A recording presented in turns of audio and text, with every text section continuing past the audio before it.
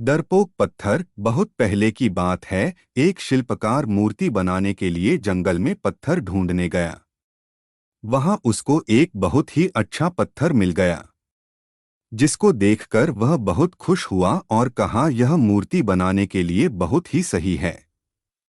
जब वह आ रहा था तो उसको एक और पत्थर मिला। उसने उस पत्थर को भी अपने साथ ले लिया। घर जाकर उसने पत्थर को उठाकर अपने औजारों से उस पर कारीगरी करनी शुरू कर दिया।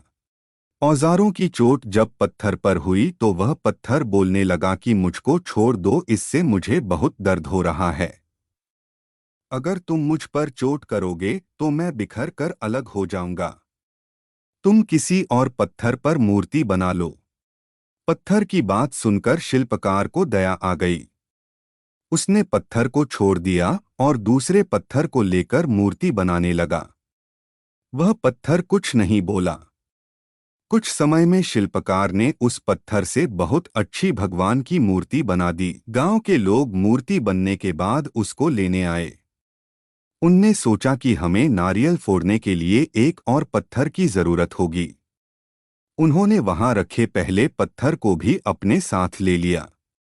मूर्ति को ले जाकर उन्होंने मंदिर में सजा दिया और उसके सामने उसी पत्थर को रख दिया। अब जब भी कोई व्यक्ति मंदिर में दर्शन करने आता तो मूर्ति को फूलों से पूजा करता, दूध से स्नान कराता और उस पत्थर पर नारियल फोड़ता था। जब लोग उस पत्थर पर नारियल फोड़ते तो बहुत परेशान होता। उसको दर्द होता और वह चिल्लाता, लेकिन कोई उसकी सुनने वाला नहीं था। उस पत्थर ने मूर्ति बने पत्थर से बात करी और कहा कि तुम तो बड़े मजे से हो, लोग तो तुम्हारी पूजा करते हैं, तुमको दूध से स्नान कराते हैं और लड्डुओं का प्रसाद चढ़ाते हैं, लेकिन मेरी तो किस्मत ही खराब है, मुझ पर लोग नारियल फोड़कर जाते हैं। इस पर मूर्ति बने पत्थर ने कहा कि जब शिल्पकार तुम पर कारीगरी कर रहा था, यदि तुम उस समय उसको नहीं रोकते तो आज मेरी जगह तुम होते।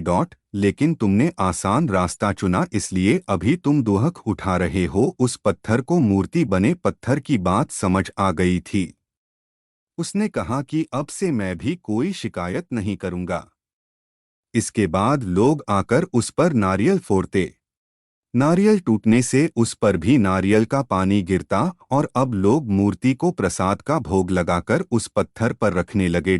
मोरल ऑफ द स्टोरी: हमें कभी भी कठिन परिस्थितियों से घबराना नहीं चाहिए।